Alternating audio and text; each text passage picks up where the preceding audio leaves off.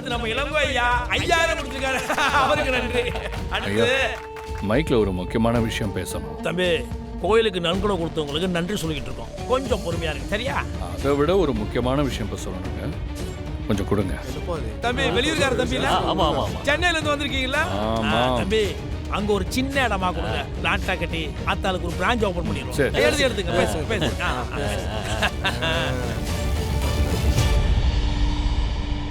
Hello hello, mic testing 1 2 3. இப்போ நான் ஒரு முக்கியமான விஷயத்தை உங்க எல்லார்கிட்டையும் சொல்ல போறேன். எல்லாரும் கேட்க தயாரா இருக்கீங்களா?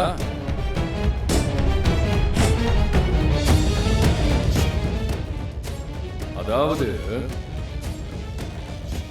Hello hello hello 1 2 3. இப்படிதான் தம்பி, இப்படிதான். நல்ல விஷயம் பண்ணும்போது ஏதாவது ப்ராப்ளம் பண்ணும். கமிட்டி என்ன அது உங்களுக்கு நேர காலம் தெரியாதா? சுவிட்ச் ஆஃப் போட்டு விடுங்கய்யா. ஐயா பேசியா பேசியா பேசு. Mic testing 1 2 3. இங்கே கோவிலுக்கு வந்திருக்கிற கோடான கோடி பக்தர்களுக்கு ஒரு விஷயத்தை சொல்லணும்னு ஆசைப்படுறேன்.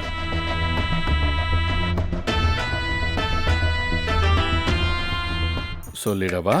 ஐயா விஷயத்தை மட்டும் சொல்லுங்க, கோயிலுக்கு நன்கொடை கொடுக்குற விஷயத்தை மட்டும் சொல்லுங்க. அதான் இது மைக்ல சொல்றதுக்கு ஒரே ஒரு காரணம் தான். அப்பதான் ஊர்க்காரங்களுக்கு யார் நல்லவங்க யார் கெட்டவங்கன்னு தெரியும். வேண்டாண்ணா, சொல்லிடாதீங்க. சொல்லிடட்டுமா? சொல்லுங்க தம்பி, நீங்க சொல்லுங்க சொல்லுங்க. சும்மா வெளியே நல்லவன் வேஷம் போட்டுக்கிட்டு நடிச்சா பத்தாதீங்க,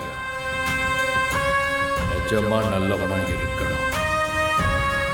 அப்பதான் எத்து, இல்லனா நீ வெத்து.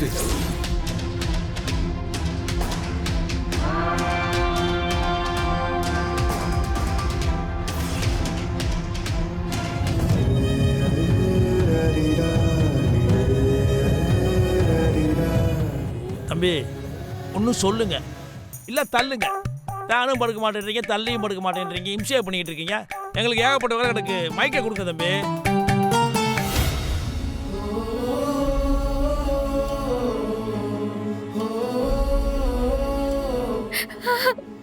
தம்பி கொடுப்பா மைக்க. ராசா ஐயா சீக்கிரம் குடியா ஐயா. ஐயா சொல்ல போறியா ஐயா? என்னன்னா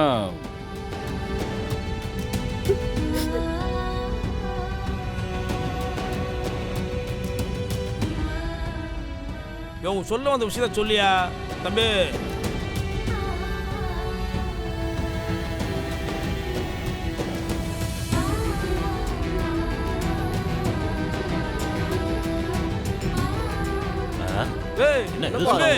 என்னையா நீ வாட்டுக்கு போற?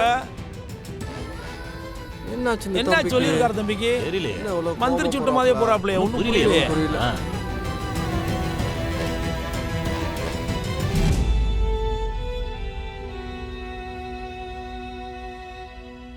அண்ணா அண்ணா ஒரு நிமிஷம் அண்ணா. நீங்க அவசரப்பட்டு எவ்வளவு பெரிய விஷயத்தை செய்ய இருந்தீங்க தெரியுமா? பாருமா, நீ கண் கலங்கி நிக்கிறத பார்த்து எனக்கு சொல்றதுக்கே மனசு வரலமா. ஆனா அவன் உன்னை ஏமாத்திட்டு இருக்கான், புரிஞ்சுக்கோ. அண்ணா நீங்க தானே அவரை புரிஞ்சுக்கணும். ஆமா அண்ணா, என்ன நடந்ததுன்னு நீங்க தெரிஞ்சுக்கிட்டா நான் சொல்றது உங்களுக்கே புரியும்.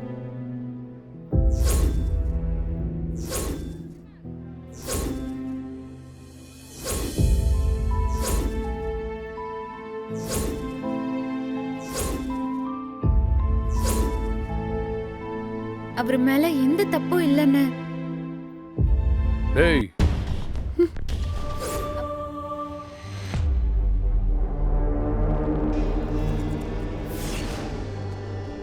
திவ்யாவுக்கு எதுவும் ஆச்சுன்னா என்னால வாழ்க்கை முழுக்க நிம்மதியா இருக்க முடியாது.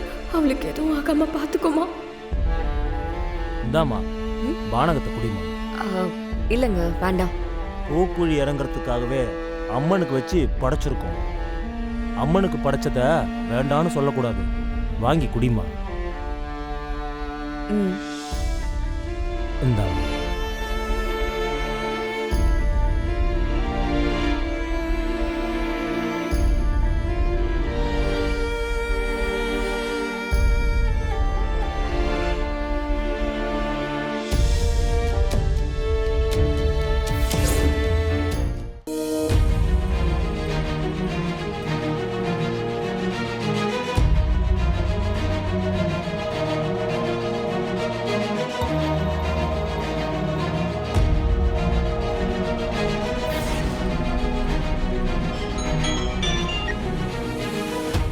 இப்போ அந்த பொண்ணு குடிச்ச பானகத்தில் நான் மயக்க மருந்து கலந்து வச்சிருக்கேன். இன்னும் 10 நிமிஷத்தில் அது வேலையை காமிச்சிடும்.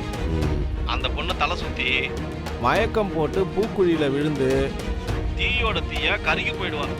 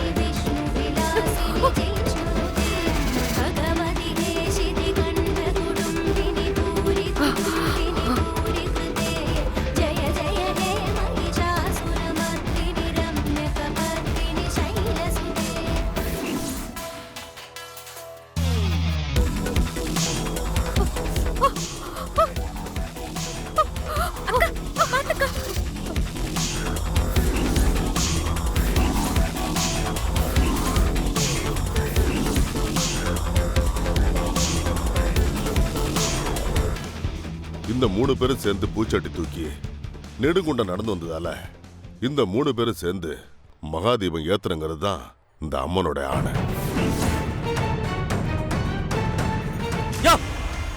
என்ன அது? அந்த பொண்ணு மட்டும் தான் பூக்குழி இறங்கி சட்டி கொண்டு வரணும். இவங்க என்னடானா 3 பேர் சேர்ந்து வந்திருக்காங்க. நீ என்னவோ அந்த 3 பேரும் சேர்ந்து தீபம் ஏத்தணுன்ற? நான் சொல்லல ஐயா, எல்லாம் அந்த அம்மனோட விளையாட்டு. இதுல என்ன அம்மாவோட விளையாட்டு இருக்கு? நீ சும்மா கதை விட்டா அதை நான் நம்பணுமா? ஐயா, கோயில் திருவிழான்னு சொன்னதும் நாங்க பிரசன்னம் பார்த்தோம். அதுல 3 சோழி ஒரே கோட்டில் வந்து நின்னுது. அதுக்கு அர்த்தம் புரியாம தான் நாங்கெல்லாம் குழம்பு போயிருந்தோம். இப்ப அந்த சோழிக்கு அர்த்தம் புரிஞ்சிருச்சு. இந்த 3 பேரும் சேர்ந்து மகாதீபம் ஏத்துறங்கிறது தான் அதுக்கு அர்த்தம். அதனால இவங்க 3 பேருக்கு தான் பரிவட்டன்னு அந்த தாயை காமிச்சு கொடுத்துட்டான்.